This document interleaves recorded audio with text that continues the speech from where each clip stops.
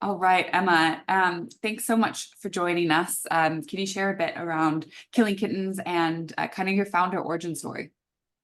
I'll try and keep it short. I think could be here a long time.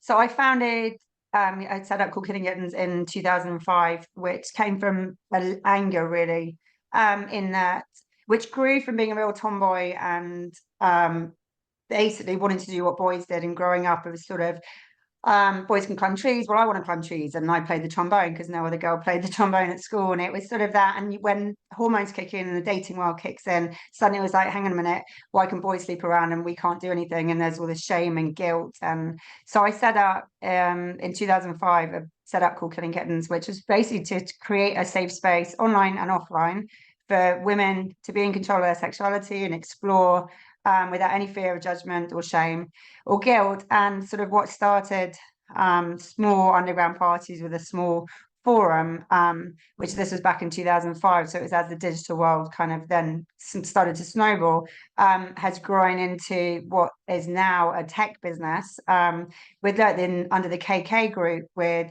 different businesses from the Killing Kittens events to we launched a sort of big social dating app last year called Wax, We Are X app, and a setup called Sister, which was sort of a mentoring platform for women to help each other out. So we've sort of done it's sort of empowering what started as women from the bedroom to the boardroom has grown into just empowering people across from basically from the bedroom to the boardroom across different tech platforms and a lot of in real life events. So yeah, in a nutshell, it probably sounds a bit confusing because there's lots of elements to it from an events business to a dating business to a mentoring platform, but it's all very much got the same ethos behind it.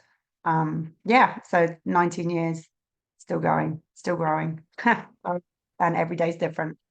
So yeah, that's me in a nutshell.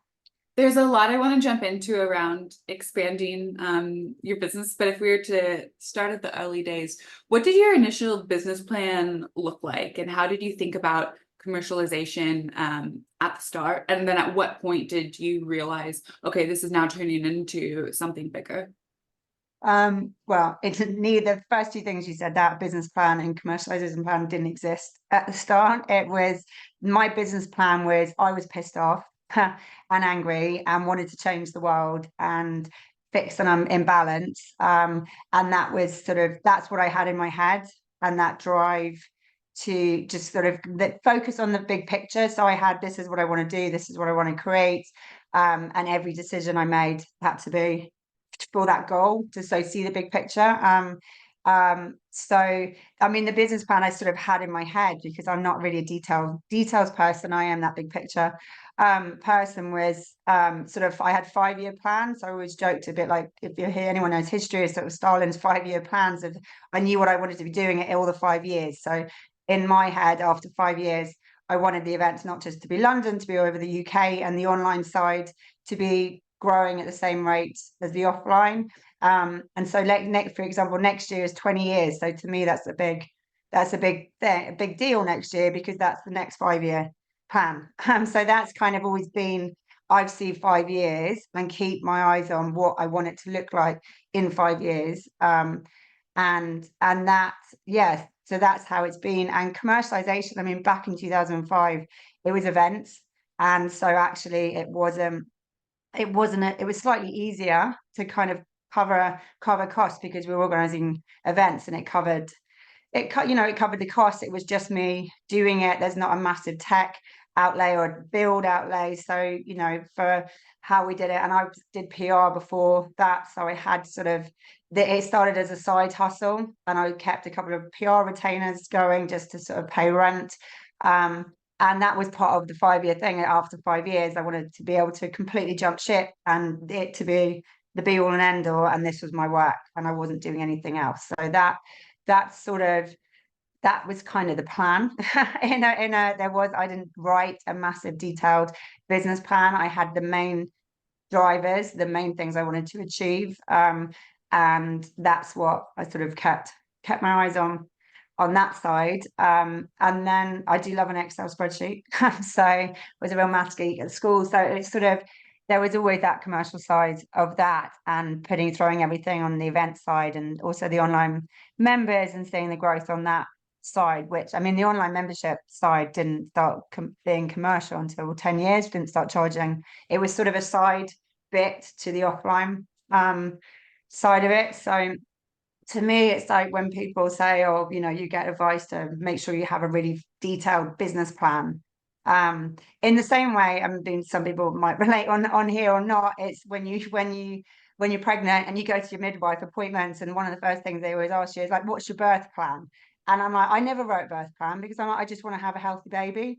So, if the shit hits the fan, which it did, my plan was to sit in a hot tub and have a baby. It didn't, all hell broke loose, and I had the most traumatic natural birth that you can possibly have on the first one. So it's that you don't know, it all goes to, it goes tits up a lot of the time. And actually, I think if you are too detailed on that business plan, too detailed, and this is how it has to happen, you can actually get really upset, and it can throw you off course when you don't hit every single point you've written down. So to me, it was always, and still is, important to have the main points, the big picture points, and those are the things that we keep focused on. And a lot of the time, everything else is just white noise, really, because you never quite know what's going to happen. What were the most unexpected challenges that came up in the first like 1 to 2 years? I mean, well, it's slightly different because it's adult themed. So as you can imagine, even now, it's sort of, when you're considered adult, you get everything blocked. And so I mean, and apart from anything else, also on top of that, when I did launch, I lost a load of friends, and got a lot of crap off friends and family who told me, yeah, that I was mad, and what was I thinking. So, which a lot of people finding businesses don't get. But one of the things I have seen in people finding businesses and starting is, often the people closest to you are the ones who will criticize you the first. They'll be the ones that say, what are you doing? Are you mad? Oh, that's taking a big risk. They're the ones that tend to stop people doing it. And what I have seen is, most of the time they're doing it because you're threatening. You're changing the dynamic between you and them, and that makes people feel threatened. It makes them feel insecure, because you're changing the setup and the chemistry you have, and the dynamic within families, within friendship groups. If you're changing that, because people like being in a comfort zone, they like being in a bubble, and just plodding on. That's just a natural sort of human, where most people sit in that, being comfortable. And if someone within their comfort zone is taking risks and making them feel uncomfortable, then the first thing they do is like, what are you doing? Are you mad? You shouldn't be doing it. So it's sort of, that was kind of, to start, that was a massive thing that I had to get my head around. And actually, there were so many days when maybe I am mad, maybe I shouldn't be doing this, maybe actually it'd be easier to, the amount of time, why don't you just get a proper job?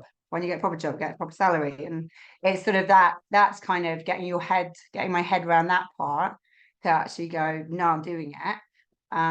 Is probably the hardest was the hardest part at the beginning.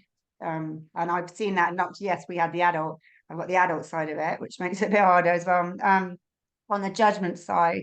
But it's one thing I have seen most founders get when they're starting or wanting to jump and just take the risk. It's the people around them, closest to them, that you'll get the pushback from.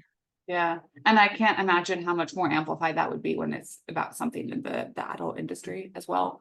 I have more questions on that, but I want to ask quickly. So a lot of the founders in our cohorts, in this cohort, have already launched their product and they're onboarding their first users. And so they're having to, one, figure out how to create a great onboarding process and a great customer experience, while they're also figuring out who exactly their customer is.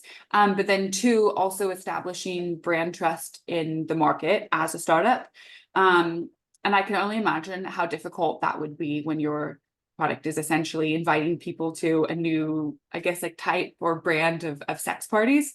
So what did you learn about getting people to come to a party when everyone has like a different background, and getting them to feel comfortable, and creating a brand that made people feel comfortable enough to come and potentially risk, I don't know, a bit of like stigma or I think and what we've always said is the sex part, I've always said, is the byproduct. It's not what we've ever, you know, pushed, if that makes sense. It's the kind of, it's the bit you have to pick the bits that everyone can relate to and everyone can get on board with, and that energy and that to us was every woman out there is like actually wants to go, actually we want it to be about us and we want to feel in control, and actually we want a bit of the power and we want a voice and we want, and so it was that part.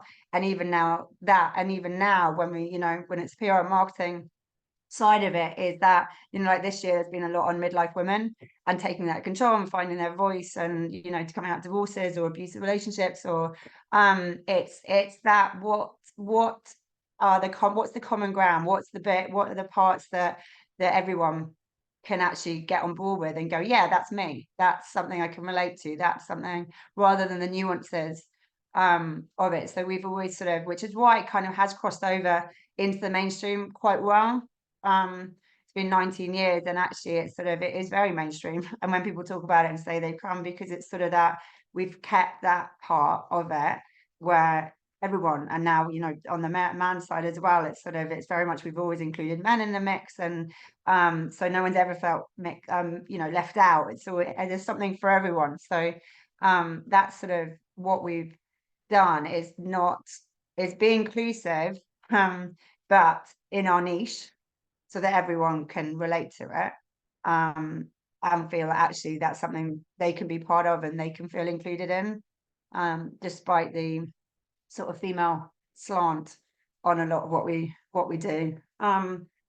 So yeah, and I mean, we are forever sending out surveys to our members. We're forever, you know, if we have an idea that actually the team are like, yeah, we need that, it's very much no, let's test the, you know, send it out. It doesn't cost anything to send out a type form to, you know, the database you have, and what would they like to see, what's important to them, kind of what it's sort of, that's another thing, it's very easy, and we've learned from it 19 years, and sometimes we're like, yeah, this idea will work, and it's like, no, it hasn't. And actually, did we ask anyone whether they wanted it? No, we didn't. It's sort of it. So now very much it's like, right, if we have an idea, we survey it out. We're launching KK Hom, which is like a male, bisexual, gay male version of what we do, and that's very much went out on a full on type form survey about 2 months ago, and then another one to really get the nuances and part of it before we even, because we were like, yeah, we want to do it, and I've wanted to do that since day one, that version, but there was no point us putting any money into it until we, you know, had found out from members whether they wanted it, or whether there is a, you know, scene for it and a demand for it. And so yeah, we always very much send stuff out before we've even spent a penny on it, to work out, because often what you think is going to work won't, and people don't want it. So that's what Yeah. we do. We've got quite good at actually not putting any energy into anything until we've asked people if they want it. By the way, sorry, my washing machine's going and it's so noisy, and Zoom's really good at usually blocking it out, but sorry if it gets bad. Hopefully the cycle will end shortly. I want to talk a little bit about fundraising, because I know you raised. Can you talk a bit about like at what points your business were when you got external funding, and I guess like what were those initial investor conversations at in your first round? So back in it was sort of beginning of 2017, and it's when I literally looked at all our figures and realized that actually half our revenue was coming from the online side of the business, because we'd kind of set up a basic sort of dating site with different, there were 4 of us in the team, all very offline people, and I was just sort of guessing stuff. I was like, right, let's do a sign up fee, let's do some different online membership fees, let's see what happens. And when I looked at the figures, realized that actually half our revenue was now coming from online. And it was kind of, Me Too had just happened, was just happening. And I thought, well, actually, it's sort of, we've had, you know, the 12 years already, built these foundations, and it's, I need to get someone on board to be a business partner on the tech side to really make that side fly. And also it's time we need to take on money. It's go big or go home time. Otherwise some Silicon Valley upstart will come flying into the space with millions, and you know, claimed to own the female sexual empowerment space and everything. And so I was like, no, this is our time, but we need the money, because when you're building tech, that's a bit cost. So yeah, so after 12 years of it being all right, because it was events, and that was a bigger revenue from that, and the online side was quite basic, but it was generating a nice amount of revenue. It was go big or go home. And so then so we got a really good business partner on board. He's like very much the yin to my yang.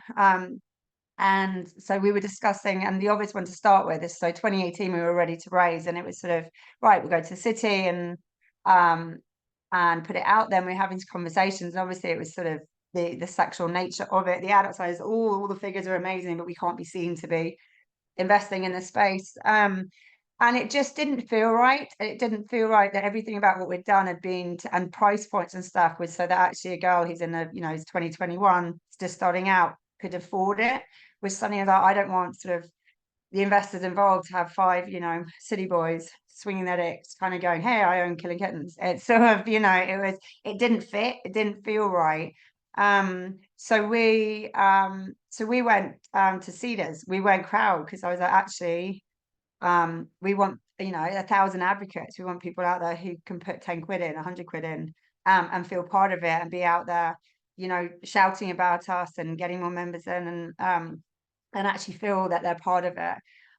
So that's the way. And as soon as we got starting on that front, and at the time, Cedars, no crowdfunding had ever done any, you know, had done any adult before. So we sort of were the first on that front. And so yeah, that's how we did it to start with, and we put it out to our members, and it was actually sort of, it was a very humbling experience for us. And we got blown away by we raised 500,000.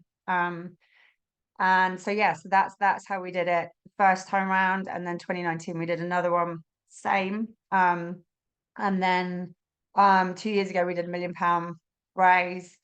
And again, we did, like, it was going out to, we had some high net worth individuals, so private investors who came in, and then members as well. So I think we have about 1,400 investors in the crowd that we from 3 different rounds on that front. And in COVID we did the future fund that the government, because again, we couldn't get any of the business loans because of the nature of the business.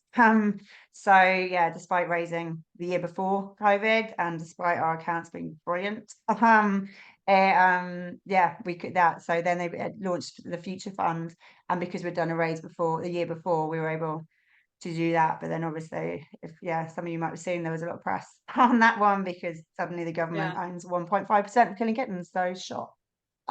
So yeah, so that's been quite fun. Yeah, so that's the way we've raised so far. I mean, and I, you know, fully appreciate it's a lot of people won't be able to relate to that side of fundraising, or be in the position, you know, on that. We just happen to have a very big membership base, and so we were in positions to be able to do that, and a very loyal membership base. So crowd has worked for us. We are gearing up for a big Series A raise, which will be a lot bigger, and that will definitely not be, there'll be a small part for the crowd definitely, and members, but we're going to now have to go into the VC territory. But to be honest, we've had incoming messages from different VCs, because the world has opened up a bit on the adult side, and we've crossed into the dating territory and the lifestyle territory, which we've kind of done on purpose, splitting the business so that actually the exit part is a bit easier. And the full-on sex side, Killing Kittens, is a different limited company, so we've been able to separate, so actually we can flip out different bits, and the different bits do fall into mainstream side of things. So it's been interesting watching the difference of speaking to VCs and finance people when you're just talking about Wax app, you know, which is a very all-inclusive LGBT everything, sex positive social dating app that's sort of in vogue at the moment. And you know, there's a lot of interest on that side now that Killing Kittens is out of that part, you know. But that's just, it's the nature of the beast. So yeah, so that's how we've raised so far. How just a question on the future fund bit. how frustrating is it when, or I guess like, how do you manage all of the press that you get? Because it must be, or like, I imagine it'd be quite frustrating if you're running a killer business. You have your great metrics, you've been around for so long, people love your brand, and then there's like press headlines that are not as, I guess, I think they kind of take cheap shots at you sometimes. Yeah, we get a lot of slots. There's a lot of clickbait headlines. But Yeah. I learned very, very early on that to me, what mattered was the content. Any kind of press. I don't care what the pictures are. I don't care what the headline is. It's like, what does it read well? Does the feature read well? In that, will it get us new members? Will it get sign-ups? And we can see that from the analytics, actually. So actually, we can get an absolute clickbait blinder of a headline in the Daily Mail, with shock and awe kind of thing all about it. But the sign-ups are brilliant on that. So and that's what matters. So again, it's like I said right at the beginning, it's that big picture of focusing on what matters, and actually the fish and chip paper media of like it's an instant thing, and half the time, and what I definitely don't do, and if anyone does get press in here, is never ever read the comments on anything. That's my one bit of advice. If you get an article in whatever newspaper, don't read the comments, because it's just irrelevant. The comments, anyone that comments on a Daily Mail article or has the time to comment on anything like that is they need to do something. I think they need to have a hobby or something. So yeah, so that it's white noise. It's that keeping focus on, does it get the points across? Will it get us new members? Does it increase awareness of the brand? Yes, it does. So whatever photos they've used, whatever clickbait headline, so be it. Doesn't matter. And so yeah, it's sort of, we just laugh a lot in the office. So I guess that's the press side of it, and then the fundraising side of it. How do you get around like initial investor pushback or discomfort when it comes to investing in like the sex or adult Well, sector? I mean, as you can imagine, we've had computer says no to pretty much everything on investor front, as in VCs and the bigger funds and on that side.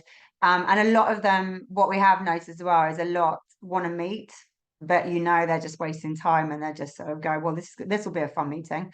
But you're never going to get anything out of it. And it's turning it around and going, when I meet people, and even like some of the high net worth lot that we've had invest individually, it's that turning that mentality of, well, do I want them to be part of this business? Do I want this person involved? Because once they've invested, they're stuck.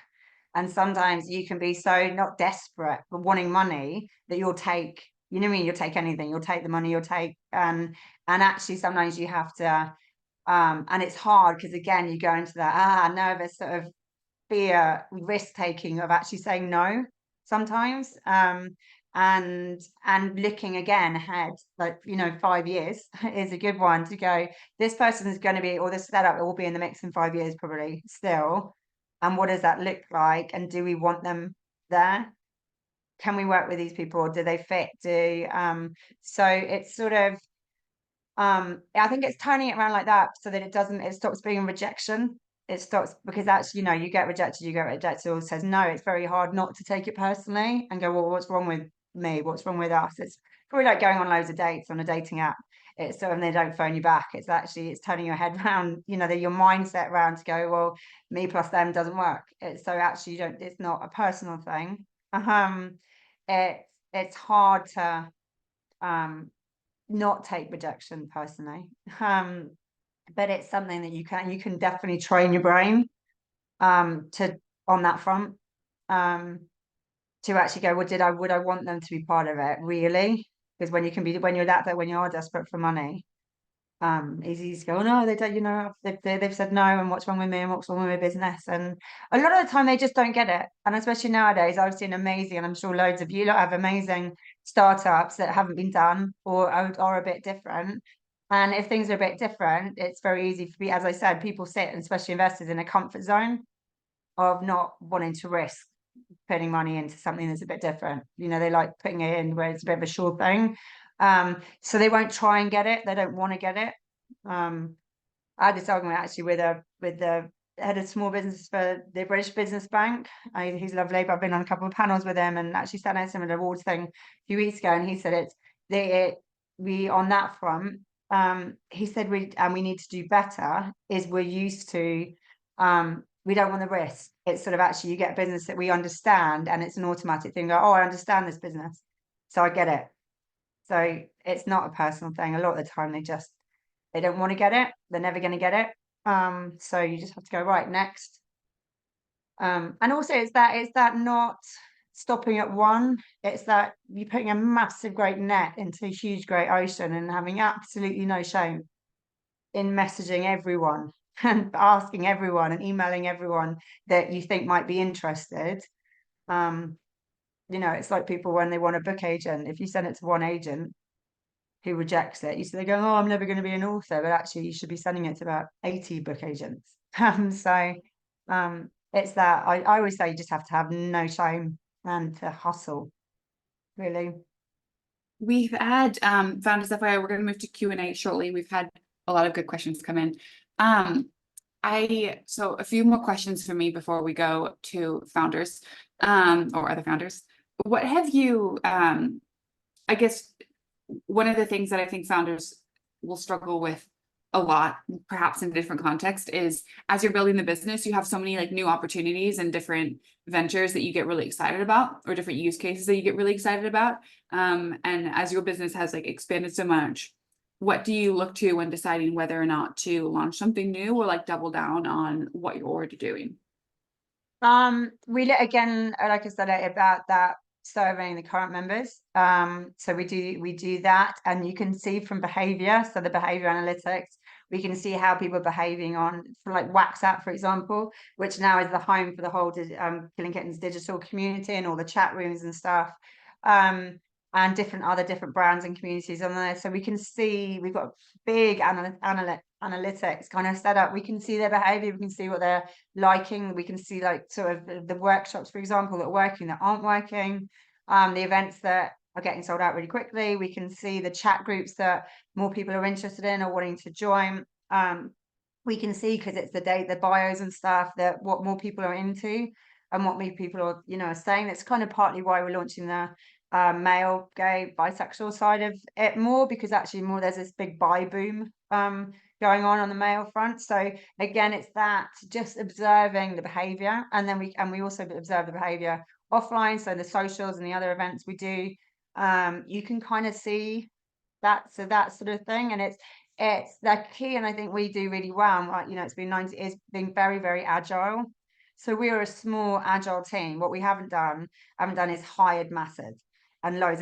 So we're a small agile team with about 9 or 10 full-time employees, and there's about 20 freelancers that are almost full-time, but they're freelancers. And it's kept us very agile, and it's kept us very slightly ruthless in a kind of, because when you employ people, then you're stuck in that employment contract, and it's very hard to sack people. I don't know if people here have, how many people have employees and stuff. It's the hardest part for us, is managing and getting good people, and then you're stuck with someone who's doing the bare minimum, but you can't just sack you just can't just sack people. So it's the staffing side and keeping really, really agile on that, because when you're very, very agile, you can pivot quite quickly into different areas.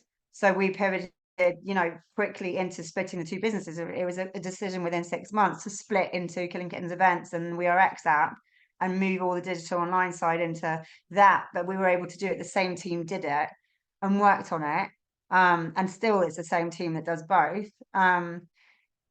Because of that reason, I think if you hire very rigid positions, especially when you're a small business, it can get you in a whole load of trouble. So that enables us to sort of be very agile.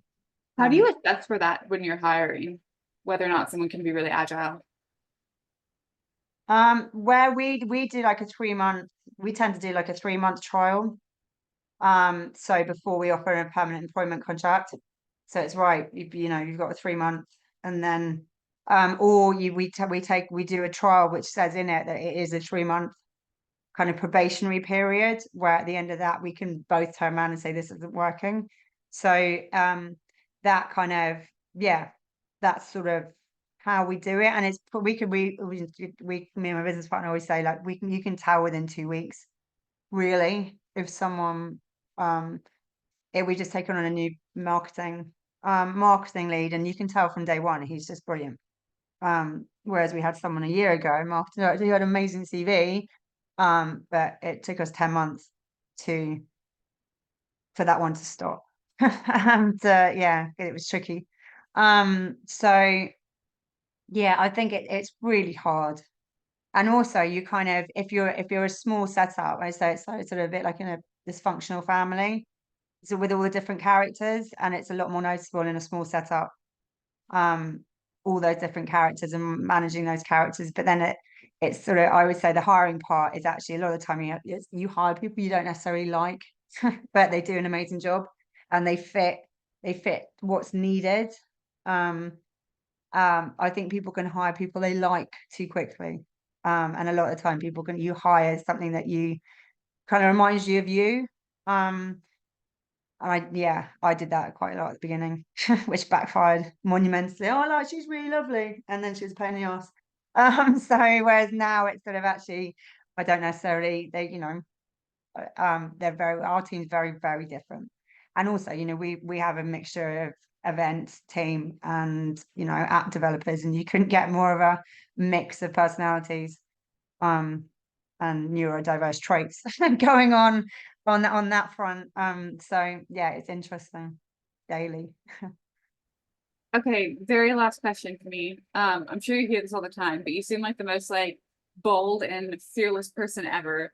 What advice would you give for founders who I guess are a bit wary of the judgment that you mentioned at the start, where you have friends and family telling you, what are you doing? And then add on to that for you, obviously the societal judgment and stigmas as well. What advice would you share to founders for that?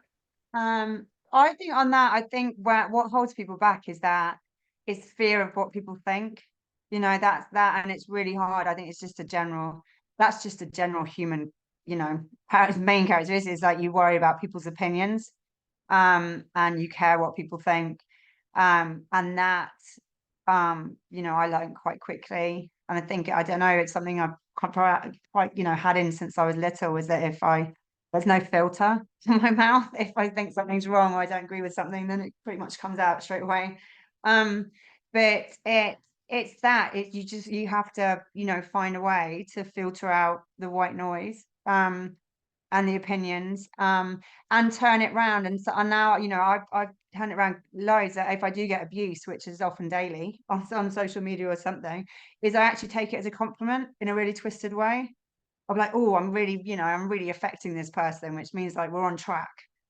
We're kind of, we're doing something right. If, there's all that, you're on target, you're on target. If you like suddenly like everyone's like, flailing around and telling you you're wrong.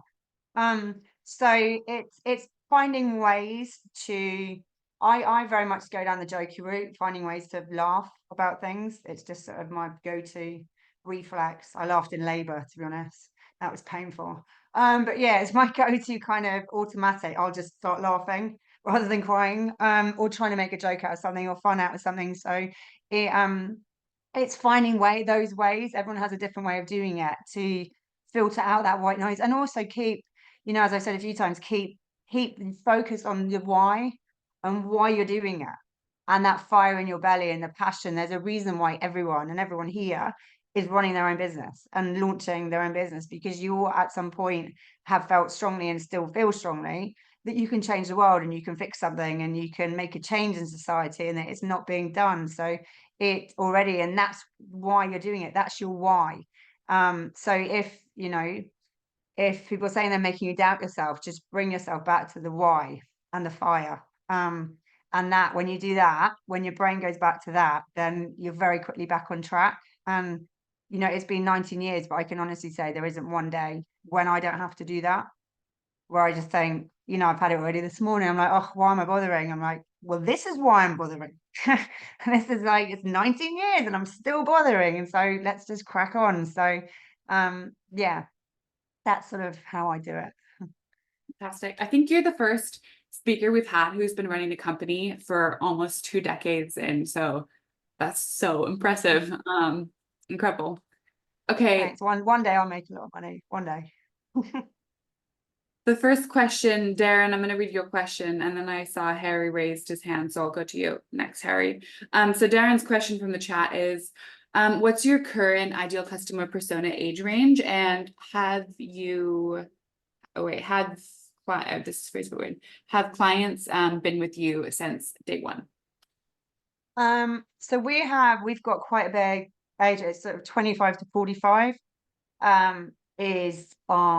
Is our ideal is our age range, and we have sort of personas within that. So there's probably 4 different. You have a couple, you have women in late 30s, 40s coming out of marriages, or as I said, abusive relationships, or relationships where they go and actually we want to reclaim our voice. And then you've got the late 20-year-old girls who are financially independent. You go, actually we want to explore, and we're single and we've got money. And so we kind of, that's 25 to 45. And then what we do is we look at the maybe 3 to 5 personas within that. So that's, what was the other part of that question? Sorry. And then have you had customers since day one, like the same customers? Yeah, we have. And actually the joke is, when I first launched it when I was 25 or 26, I put 40 as the age range for the first events, and then the older I've got, I'm 46 now, the older I've got, the more, so now we have no age range. Yeah, it's weird. That's, again, it's sort of nearly 2 decades. It's kind of grown, and a lot of it has grown in line with with me changing as a woman as well, sort of. And yeah, that's all kind of been woven into what we do and how we do it and who we do it to. But yeah, there are some, and what we find as well is there might have been women who sort of were late 20 when I started, who were late 20s, early 30s then, who might come for a few years, and then life not gets in the way. It's sort of, some people will find partners and they'll get married and have babies, and then suddenly it's like, or they'll split, or actually they'll go, well, actually it's sort of, the kids are a bit older. That's what we find, is like people that now kids are a bit older, they're actually, we want to come and be a bit selfish and have some fun together, and we can do it now. So it's sort of, the nature of what we do is very much that kind of fluid, what's going on in your life, to kind of, you can pop in whenever you want and come back in, go out, ignore it for 10 years, come back in again. It's sort of, there's something for everyone at any stage in your life, whether you're in a relationship, whether you're single. And again, that's something we've been sort of big doing, is the stickiness. And tech is sticky, and apps are sticky, and you want people to stay. So it's sort of why we've called it the social dating app, not just a dating app, because dating apps sort of churn every 3 months pretty much, so you're constantly paying for users. Whereas the social side, the community side, the chat room side, we do sex education workshops and masterclass and things. There's something for everyone. There's no reason to leave it. So that's another big thing we're constantly looking at, is the stickiness, to try and get how do you make people stay. So yeah. Brilliant. Harry, you're up next. And then Maddie, I was going to go to your question in the chat, but I saw you raise your hand. So we'll do Harry and then Maddie. Thank you. Emma, I've known Killing Kittens for a while, so I'm a massive fan, and I think it's an incredible movement you've created. Also, I've followed your recent fundraisers for Hom and Wax. I think one thing that really, really resonated with me was what you said about the criticism. We've experienced this, my co-founder and I, a lot, where even close family members, we almost dread talking about the business because they seem to find the nichest thing that they think we haven't thought of, and they grill us on it, and it kind of gives them this sense of, I'm not, it sort of gives them validation that, they've kind of got one up on us. And as you said, it kind of validates the fact that they're not doing what we're doing. My question is, have you had anyone that happened to you in the early days who now later on, wants to play a part in the success? And I imagine that must lead to some difficult relationships where, you're really critical at the beginning. Now it's difficult for you to let them back in later on, that everything's working and going fantastically. Yeah, I think yeah, quite a few friends actually. I've had some school friends, but it's sort of I'm not someone I'm one of those kill people with kindness and smiles type, which is really unsettling a lot of people. In that actually inside there's a bit of a smug. I keep the smug git inside in me rather than it's right at the beginning, it wasn't sort of falling out. I'd be like, all right, and actually I'd stop trying to explain it. I'd fighting that and just sort of be a bit not passive, but kind of quiet or change the subject onto what they're doing and what's going on in their lives and their work. It's kind of what I'm quite quick to do. Because I can see when people aren't getting it. I can see I had a family member really close family member last week, and I was saying to my brother, I said it doesn't, I never talk about work with them. Because there's always criticism and stuff. My brother, we're launching a KK cruise actually, which is it's huge, it's massive, and it's been on the course for about a year, and we're trying to get it all together and stuff. And I said it, and I got this. Well, that's like too much money. That's just really expensive. Why would you want to do it? As I was sat there, I WhatsApped my brother. I went, you see, and this is why I don't talk work. So she just happened to overhear a conversation me and him were having. It's kind of it. Yeah, you'd think after 19 years it would be yeah, but you just I don't fight people. I don't try and explain it to people. I don't waste my energy on that front. And actually, it drives me forward to keep going as a bit of a fuck you, watch this space. Just watch me.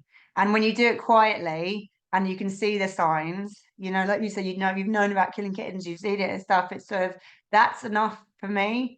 That I don't need to make a big song and dance about it or go on about it. So actually, I tend to keep very quiet a lot of the time at family at family things or things with close friends. There isn't much discussion about what I'm doing and what I do. I'll turn it around, just ask everyone else questions about what they're doing, and it'll be about everyone else. And then sort of I'll just yeah, it's kind of as if there's two different worlds going on.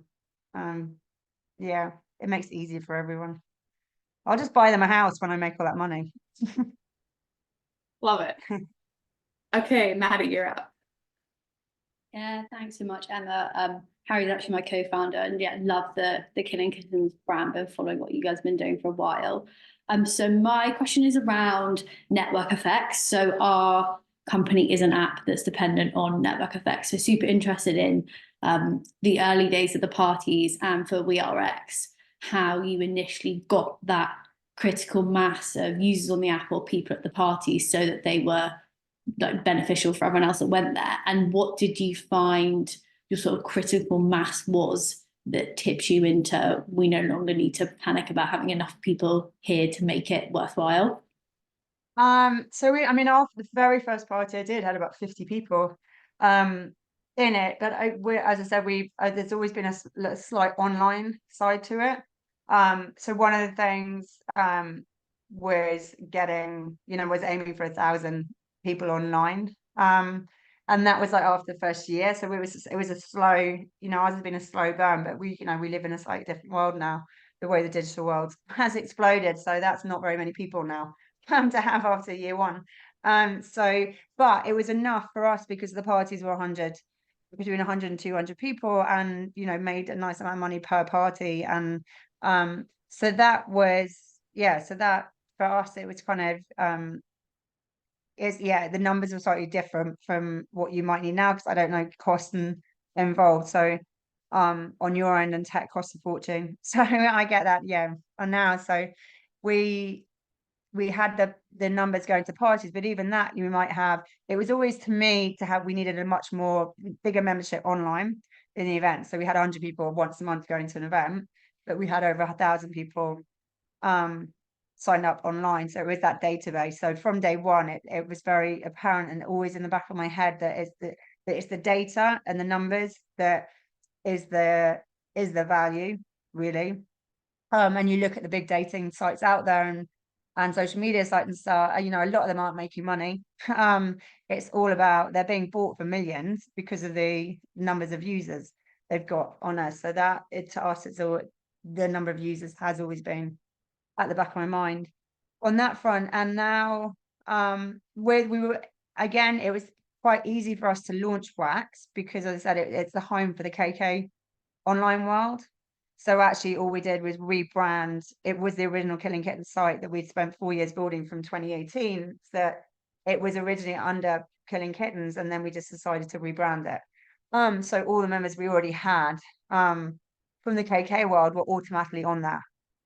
So we launched with already 80,000 monthly active thousand sort of members on there. So that it wasn't, even though it looked like a startup and a new app launching, it wasn't really. It was sort of an 18-year-old business with all the community behind it and on it.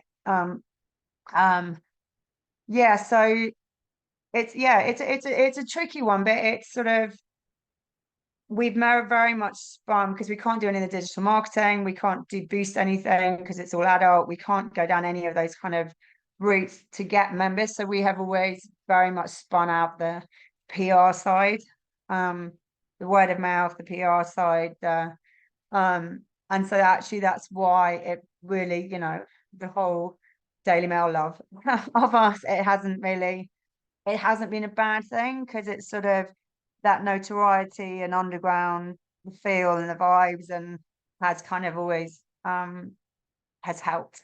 And it's kind of been what we're about, and it's been a bit of a game playing smoke and mirrors on that front. So it's tricky. Yeah, I don't know what you're doing yeah, it's sort of the first thing is, who's your ideal audience, and who are you trying to hit? Where are those people?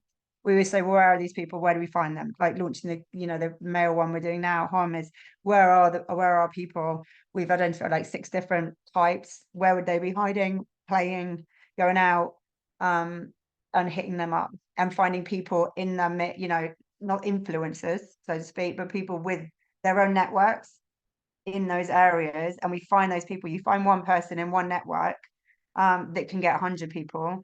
It's that kind of the advocacy side of it, who can then do the work.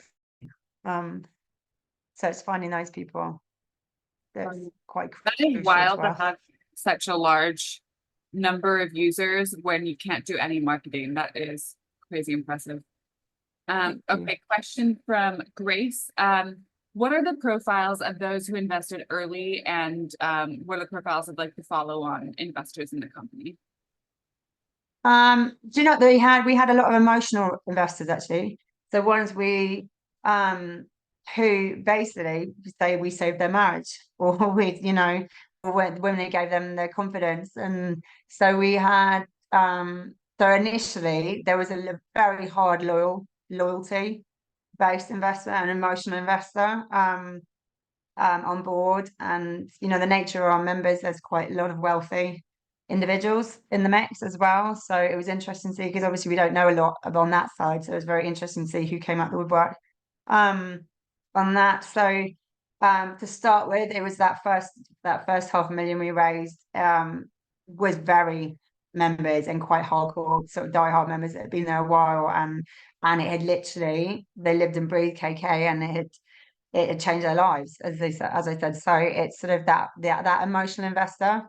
But any brand, there's always going to be emotional investors for the potential on brands, because if people really get it and they love it and really buy into it, then personally, then you can really hit hard on that side. And then the more we've gone on, actually, and when people became more aware of LinkedIn and stuff, I'm quite gobby on more of what we were doing, and then sort of, well, when's the next raise? So it's sort of once people, and then COVID helped, because actually we actually said right at the beginning of COVID, this is going to make us, because we couldn't do events for 18 months, and it actually made quite a few people sit up and go, hang on a minute, how have you not lost money, and how have you managed to still turn over nearly £1 million without doing events? It was kind of that, oh, you are a business. It actually made quite a few of my mates go, oh, hang on a minute, you're not just like sex parties. No, we're not. So again, it's that kind of proving it without actually saying anything. Yeah, so that kind of made people go, well, when are you doing another raise? Let us know. And seeing the figures, because you can kind of, anyone has access to company's house a lot of the time. So it's sort of, there are a few investors out there now, and like tech investors and disruptive investors, as they call it. So who actually are looking for the different brands, and the ones that are slightly different, and the ones that are fixing problems and wanting to change the world. And but the one big thing I have learned is actually what come down to, they buy the person or people running a business. That's the bit. So yeah, you've really got to sell yourself on that front, and have the energy that you're claiming that you want your business to have.